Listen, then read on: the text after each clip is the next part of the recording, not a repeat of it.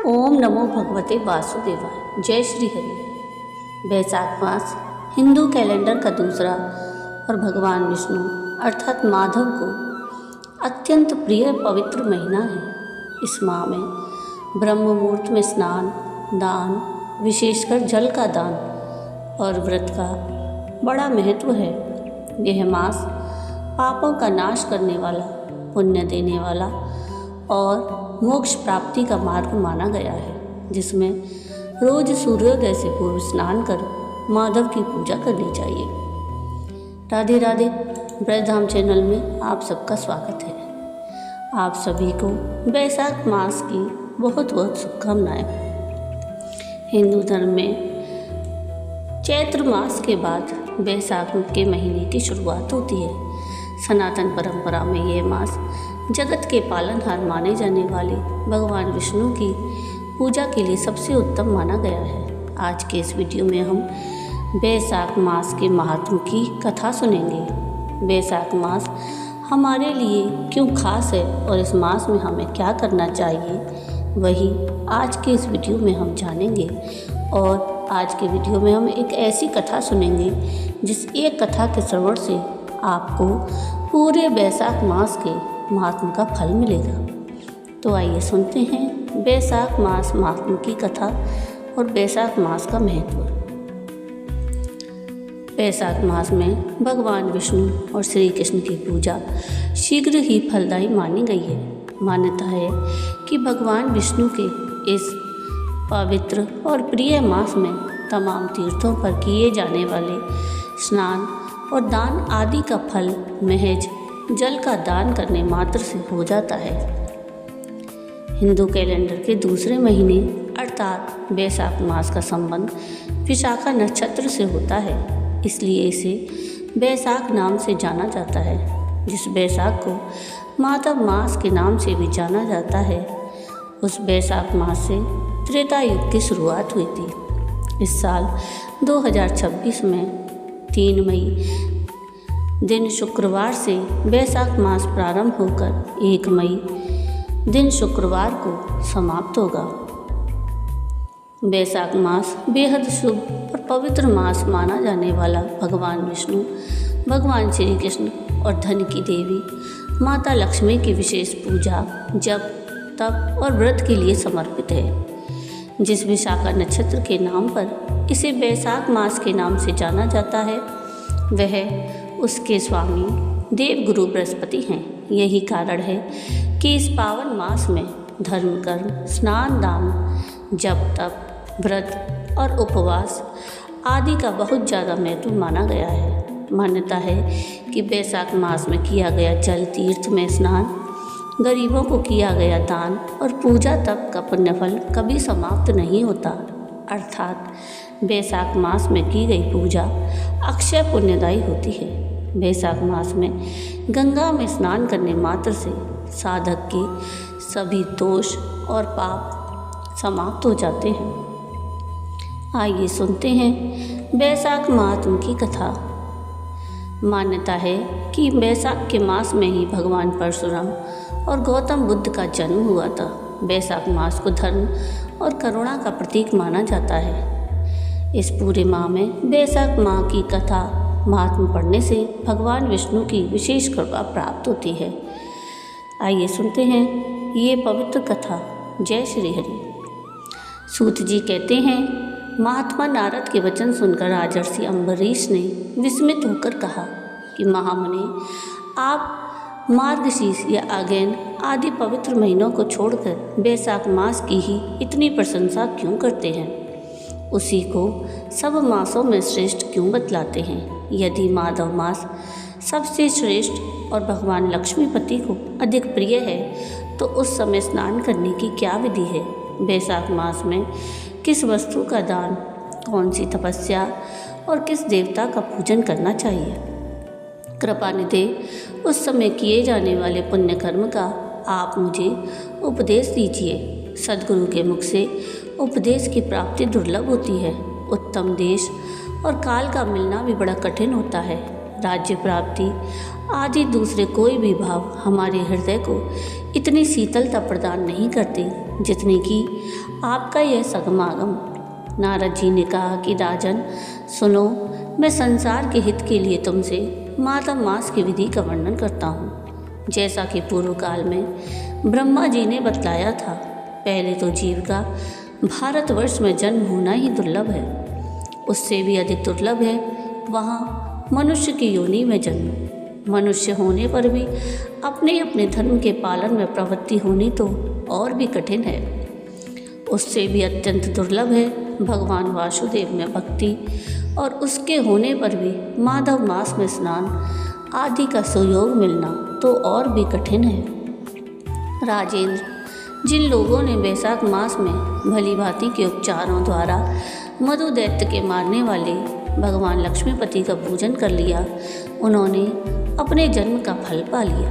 भला कौन सी ऐसी अत्यंत दुर्लभ वस्तु है जो वैशाख के स्नान और विधि पूर्वक भगवान के पूजन से प्राप्त नहीं होती। जिन्होंने दान, होम, जप, तीर्थ में प्राण त्याग और संपूर्ण पापों का नाश करने वाले भगवान श्री नारायण का ध्यान नहीं किया, उन मनुष्यों का जन्म इस संसार में व्यर्थ ही समझना चाहिए। जो धन के रहते हुए भी कंजूसी करता है, दान आदि किए बिना ही मर जाता है, उसका धन व्यर्थ है। राजन, उत्तम कुल में जन्म, अच्छी मृत्यु, श्रेष्ठ भोग, सुख, सदा दान करने में अधिक प्रसन्नता, उदारता और उत्तम धैर्य, ये सब कुछ भगवान श्री विष्णु की कृपा से ही प्राप्त होते हैं। महात्मा नारायण के अनुग्रह से ही मनोवांछित सिद्धियाँ मिलती हैं।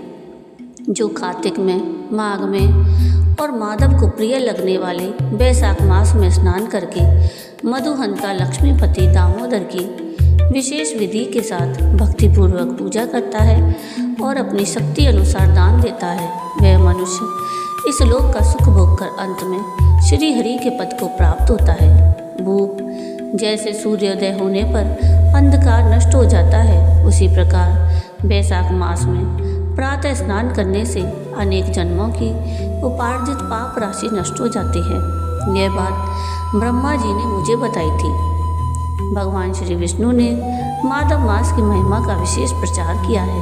अतः इस महीने के आने पर मनुष्यों को पवित्र करने वाले पुण्य जल से परिपूर्ण गंगा तीर्थ, नर्मदा तीर्थ, यमुना तीर्थ अथवा सरस्वती तीर्थ में सूर्योदय से पूर्व स्नान करके भगवान मुकुंद की पूजा करनी चाहिए। इससे तपस्या का फल भोगने के पश्चात अक्षय स्वर्ग की प्राप्ति होती है।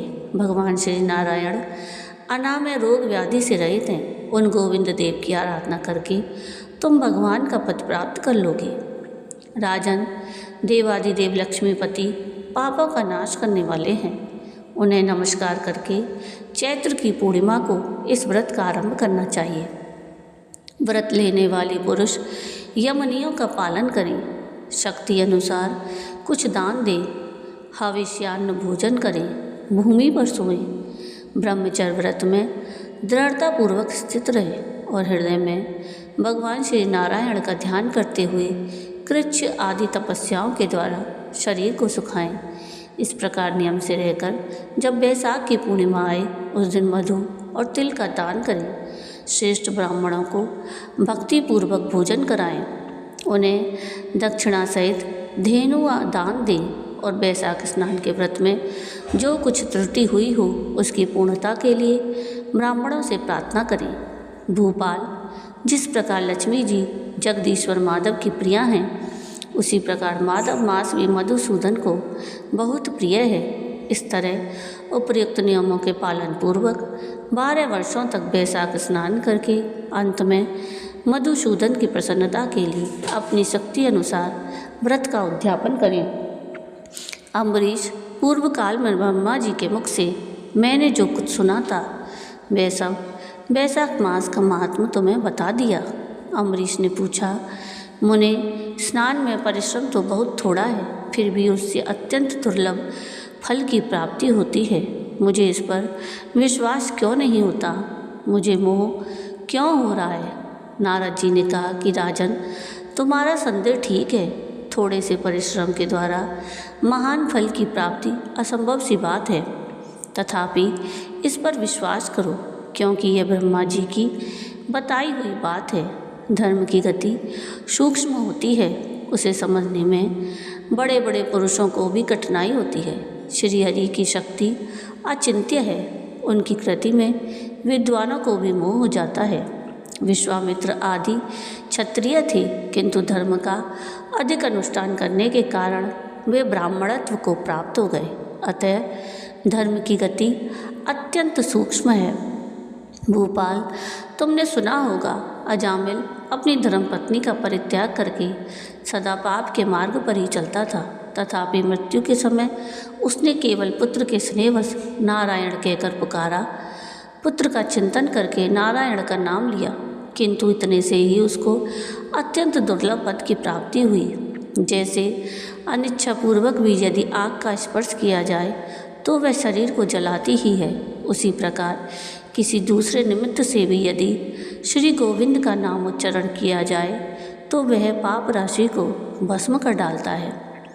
जीव विचित्र हैं, जीवों की भावनाएं विचित्र हैं, कर्म विचित्र हैं और कर्मों की शक्तियाँ भी विचित्र हैं। शास्त्र में जिसका महान फल बताया गया हो वही कर्म महान है, फिर वह अल्प परिश्रम साध्य हो या अधिक परिश्रम साध्य। छोटी सी वस्तु से भी बड़ी से बड़ी वस्तु का नाश होता देखा जाता है। जरा सी चिंगारी से बोझ के बोझ तिनके स्वाह हो जाते हैं। जो श्री कृष्ण के भक्त हैं उनके अनजाने में किए हुए हजारों हत्याओं से युक्त भयंकर पातक और चोरी आदि पाप भी नष्ट हो जाते हैं। वीर, जिसके हृदय में भगवान श्री विष्णु की भक्ति है, वह विद्वान पुरुष यदि थोड़ा सा भी पुण्य कार्य करता है तो वह अक्षय फल देने वाला होता है। अतः माधव मास में माधव की भक्ति पूर्वक आराधना करके मनुष्य अपनी मनोवांछित कामनाओं को प्राप्त कर लेता है। इस विषय में संदेह नहीं करना चाहिए। शास्त्रोक्त विधि से किया जाने वाला छोटे से छोटा ही कर्म क्यों न हो, उसके द्वारा बड़े से बड़े पाप का भी क्षय हो जाता है और उत्तम कर्म की वृद्धि होने लगती है। राजन, भाव और भक्ति दोनों की अधिकता से फल में अधिकता होती है। धर्म की गति सूक्ष्म है, वह कई प्रकार से जानी जाती है। महाराज, जो भाव से हीन है, जिसके हृदय में उत्तम भाव एवं भगवान की भक्ति नहीं है, वह अच्छे देश और काल में जा जाकर जीवन भर पवित्र गंगा जल से नहाता और दान देता रहे तो भी कभी शुद्ध नहीं हो सकता, ऐसा मेरा विचार है। अतः अपने हृदय में शुद्ध भाव की स्थापना करके वैशाख मास में प्रातः स्नान करने वाला जो विशुद्ध चित्त पुरुष भक्ति पूर्वक भगवान लक्ष्मीपति की पूजा करता है, उसके पुण्य का वर्णन करने की शक्ति मुझ में नहीं है। अतः भूपाल, तुम वैशाख मास के फल के विषय में विश्वास करो। छोटा सा शुभ कर्म भी सैकड़ों पाप कर्मों का नाश करने वाला होता है। जैसे हरि नाम के भय से राशि राशि पाप नष्ट हो जाते हैं, उसी प्रकार सूर्य के मेष राशि पर स्थित होने के समय प्रातः स्नान करने से और तीर्थ में भगवान की स्तुति करने से भी समस्त पापों का नाश हो जाता है। जिस प्रकार गरुड़ के तेज से सांप भाग जाते हैं, उसी प्रकार प्रातःकाल वैशाख स्नान करने से पाप पलायन कर जाते हैं। यह निश्चित बात है। जो मनुष्य मेष राशि के सूर्य में गंगा या नर्मदा के जल में नहाकर 1, 2 या तीनों समय भक्ति भाव के साथ पाप प्रशमन नामक स्तोत्र का पाठ करता है, वह सब पापों से मुक्त होकर परम पद को प्राप्त होता है। जय श्री हरि। तो ये थी वैशाख महात्मा की कथा। आपको आज का ये वीडियो कैसा लगा मुझे कमेंट करके ज़रूर बताइएगा। और वैशाख मास के कुछ नियम हैं, जैसे कि वैशाख के मास में साधक को सूर्योदय के बाद नहीं सोना चाहिए, बल्कि सूर्योदय से पूर्व उठकर स्नान करना चाहिए। वैशाख के मास में साधक को बहुत ज़्यादा तेल मसाले वाला भोजन नहीं करना चाहिए, बल्कि केवल एक समय सात्विक भोजन ही करना चाहिए। वैशाख के महीने में कांसे के बर्तन में भोजन नहीं करना चाहिए और ना ही तेल मालिश करनी चाहिए। इस मास में व्यक्ति को ब्रह्मचर्य का पालन करते हुए तन मन और कर्म की पवित्रता को बनाए रखना चाहिए। वैशाख मास में प्रतिदिन साधक को श्री हरि की पूजा और उनकी कथा का श्रवण करना चाहिए। वैशाख मास में प्रतिदिन विष्णु प्रिया कहलाने वाली तुलसी जी की सेवा करते हुए संध्या के समय दिया जलाना चाहिए। यदि संभव हो तो इस मास में प्याऊ बनवानी चाहिए या फिर पशु पक्षियों के लिए जल का इंतजाम करना चाहिए। वैशाख मास में पापों से मुक्ति और पुण्य की प्राप्ति के लिए व्यक्ति को जल, घड़ा, छाता, चप्पल, पंखा आदि का दान करना चाहिए। जय श्री हरि। तो ये था आज का वीडियो। आपको आज का ये वीडियो कैसा लगा मुझे कमेंट करके ज़रूर बताइएगा। और अगर आपको आज का ये वीडियो पसंद आया हो तो प्लीज़ इसको लाइक शेयर ज़रूर कीजिएगा और प्लीज़ मेरे चैनल को सब्सक्राइब कीजिएगा और कमेंट में राधे राधे ज़रूर लिखिएगा। वीडियो पूरा देखने के लिए थैंक यू। राधे राधे।